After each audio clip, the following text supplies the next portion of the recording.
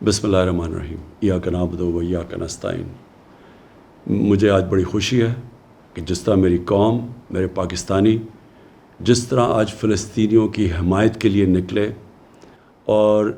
جس طرح انہوں نے ان کے اوپر جو ظلم ہو رہے ہیں اس کی آج نشاندہی کی اور اس کی مذمت کی، میں آپ کو سب کو خراج تحسین پیش کرنا چاہتا ہوں۔ جب سے اسرائیل بنا، پاکستان کا ہمیشہ ایک ہی سٹینڈ رہا ہے، اور وہ سٹینڈ تھا قائد اعظم محمد علی جناح کا، ہمارے عظیم لیڈر کا، کہ فلسطینیوں سے بہت بڑی ناانصافی ہوئی ہے، اور ہر فورم کے اوپر پاکستان نے فلسطینیوں کے ساتھ کھڑے رہے ہیں۔ 27ویں رات کو میں مسجد نبوی میں تھا جب مجھے پتہ چلا کہ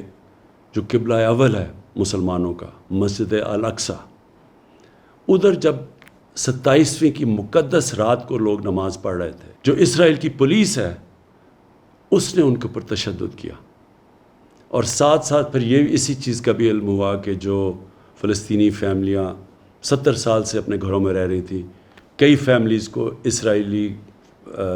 سیٹلرز نے ان کو گھروں سے نکال دیا۔ اس کی وجہ سے ایک نیا انتشار شروع ہو گیا،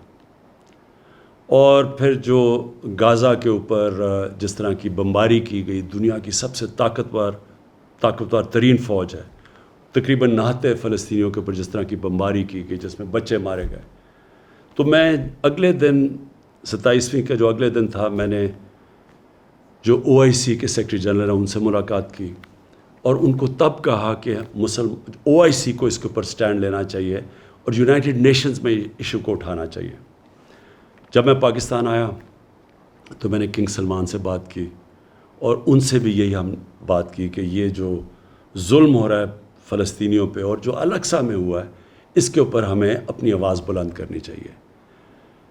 ترکی کے جو پریزیڈنٹ ہے طیب اردوغان، ان کی مجھے کال آئی، انہوں نے بھی یہی چیز کہی۔ مہاتر محمد کی میسج آئی، کال آئی، انہوں نے بھی یہی چیز کہی۔ اور پھر میں نے بات کی فلسطین کے جو صدر ہیں محمود عباس، اور ان سے ہم نے کہا کہ ہم پوری طرح ان کو یقین دلایا کہ ہم سب پاکستان، بلکہ مسلمان دنیا، بلکہ وہ دنیا جو انصاف میں مانتی ہے، وہ سب ان کے ساتھ کھڑی ہے۔ شاہ محمود قریشی کو اس کے بعد پھر میں نے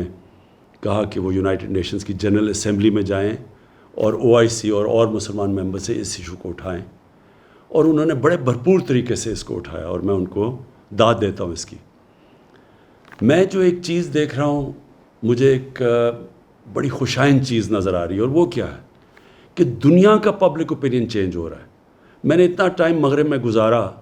پہلے بھی جب اسرائیل کی فوجیں ظلم کرتی تھی فلسطینیوں پہ، تو میں کبھی مغرب کے اندر ان کے اخباروں میں، ان کے میڈیا، ان کے پولیٹیشنز کو میں نے کبھی نہیں دیکھا کہ اسرائیل کی وہ تنقید کریں، بلکہ وہ سارے اسرائیل کو ایسے ہوتا تھا کہ جیسے ظلم اسرائیل پہ ہو رہا ہے۔ لیکن یہ پہلی دفعہ ہے کہ وہاں سے آوازیں اٹھنی شروع ہوئیں، ان کے اخباروں نے اس کی تنقید کی، ان کے میڈیا نے اس کی تنقید کی، اور پولیٹیشنز نے کھڑے ہو کے، کبھی میں نے سمجھتا تھا کہ امریکہ میں وہ اس کی اسرائیل کی تنقید کریں گے، اور مغربی ممالک میں۔ اس کی یہ جو پبلک اوپینین تبدیل ہوا ہے، اس کی ایک بہت بڑی ایک اور وجہ ہے سوشل میڈیا۔ مین میڈیا اگر کوئی رپورٹ کو روکتا بھی ہے، کوئی سینسر بھی کرتا ہے، تو سوشل میڈیا پہ ایک ایسی فورس آ گئی ہے کہ اس سے اب کوئی بھی کمیونیکیشن اور نیوز کو روک نہیں سکتا، اور اس سے مجھے نظر آ رہا ہے کہ دنیا کا پبلک اوپینین چینج ہو رہا ہے۔ آج سے 30 سال پہلے اسی طرح تب بھی دنیا کا پبلک اوپینین چینج ہوا تھا۔ ساؤتھ افریقہ، ادھر ایک ایسی رجیم تھی، ایک ایسی گورنمنٹ تھی، اور بڑی دیر سے، کئی سالوں سے تھی، جو نسل پرست تھی، جو ایشینز اور افریقنز کو برابر کے شہری نہیں سمجھتی تھی، اور ان کے ساتھ بڑی بڑی دنیا کی طاقتیں کھڑی ہوئی تھیں اس نسل پرست رجیم کے ساتھ۔ لیکن جب دنیا میں پبلک اوپینین چینج ہوا، تو یہی جو طاقتور قوتیں تھیں، جو ملک تھے، انہوں نے زور لگا کے ساؤتھ افریقہ کے اندر ان کو رجیم کے اوپر، جو ساؤتھ افریقن گورنمنٹ کے اوپر انہوں نے ان کو مجبور کیا کہ وہ برابری کے حقوق دیں افریقنس کو اور ایشینس کو۔ اسی طرح کا میں ایک شروعات دیکھ رہا ہوں کہ انشاءاللہ دنیا کا جو پبلک اوپینین چینج ہو رہا ہے، میں یہی دیکھ رہا ہوں کہ اب ایک دنیا کا پبلک اوپینین اب زور لگائے گا، بڑے بڑے یہ جو ملک ہیں جو اب تک سپورٹ کرتے رہے ہیں اسرائیل کو، یہ پورا پریشر ڈالیں گے کہ فلسطینیوں کو بھی ان کے حقوق دیے جائیں۔ اور انشاءاللہ ایک دن آئے گا جب کہ فلسطین کے لوگوں کو اپنا ملک ملے گا، ایک منصفانہ سیٹلمنٹ ملے گی، وہ بھی برابر کے شہری رہ سکیں گے جو کہ فلسطینی اسرائیل میں رہتے ہیں، ایک برابر کے شہری بن کے رہ سکیں گے،